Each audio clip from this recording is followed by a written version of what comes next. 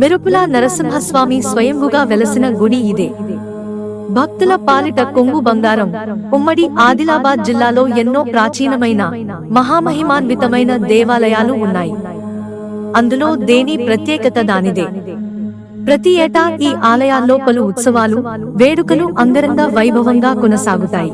స్థానికులే కాకుండా సుదూర ప్రాంతాల నుండి కూడా భక్తులు వచ్చి ఈ ఆలయాలను సందర్శించుకుని మొక్కులు తీర్చుకుని వెళతారు. వీటిలో చిన్న పెద్ద ఇలా ఎన్నో ప్రాచీన ఆలయాలు ఉన్నాయి. అవి వందల ఏళ్ల చరిత్రను కూడా కలిగి ఉన్నాయి. ఇందులో ఆదిలాబాద్ జిల్లా తాంసి మండలం వడ్డాడి గ్రామంలోని లింబాద్రి లక్ష్మీనరసింహస్వామి ఆలయం ఒకటి. స్వయంభూగా వెలసిన ఈ ఆలయం భక్తుల నిత్య పూజలను అందుకుంటోంది. కోరి వచ్చిన భక్తుల పాలిట కొంగు బంగారమై వెలసిల్లుతోంది. అయితే ప్రతి ఆలయంలో నల్లటి రాతితో చేసిన దేవతామూర్తుల విగ్రహాలు ఉంటాయి. కానీ ఈ ఆలయంలోని మాత్రం స్వామివారి విగ్రహం చూడటానికి నల్లటి రాతి విగ్రహం మాదిరిగా కనిపిస్తుంది. కానీ అది రాతి విగ్రహం కాదు, అది మట్టి విగ్రహం. ఏళ్లు గడుస్తున్న ఆ విగ్రహం మాత్రం చెక్కుచెదరకపోవడం విశేషం. ఆదిలాబాద్ పట్టణానికి దాదాపుగా 10 కిలోమీటర్ల దూరంలో ఉన్న తాంసి మండలంలోని వడ్డాడి గ్రామంలో ఉన్న లింబాద్రి లక్ష్మీ నరసింహస్వామి ఆలయం చూడటానికి చిన్నదిగానే ఉంటుంది.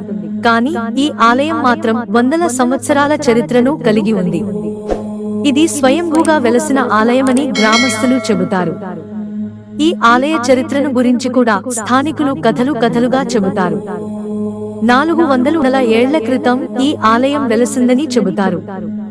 పూర్వం గ్రామానికి చెందిన లింబాద్రి అనే బాలుడు గ్రామంలో గాలికి తిరుగుతున్న సమయంలో గ్రామస్తులు మందలించడంతో ఊరు వదిలి తలమడుగు మండలం భరంపూర్ వైపు ఉన్న గుట్టల ప్రాంతానికి పోయి ఆ పరిసరాల్లో తిరుగుతుండగా భగతంతుడి సాక్షాత్కారమై గ్రామానికి వెళ్లి తపస్సు చేసుకోవాలని ఉపదేశించడంతో ఆ బాలుడు తిరిగి వడ్డాడి గ్రామానికి వచ్చి గ్రామంలో చింత చెట్టు సమీపంలో కూర్చుని తపస్సు చేస్తూ అందులో లీనమై ఉండిపోగా వెనుకలా పుట్ట తయారై అందులో ఓ మెరుపుల నరసింహస్వామి స్వయంభూగా వెలిశారని స్థానికులు చెబుతారు.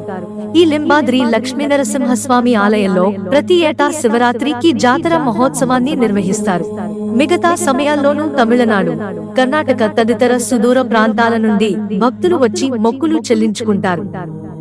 గ్రామస్తుల సహకారంతో ఆలయాన్ని అభివృద్ధి చేస్తున్నారు. ప్రతి శనివారం ఈ ఆలయంలో గ్రామస్తులు అన్నదానం కూడా నిర్వహిస్తున్నారు. మిత్రులారా, ఛానల్ సబ్స్క్రైబ్ చేసుకోవడం మర్చిపోకండి. ధన్యవాదాలు.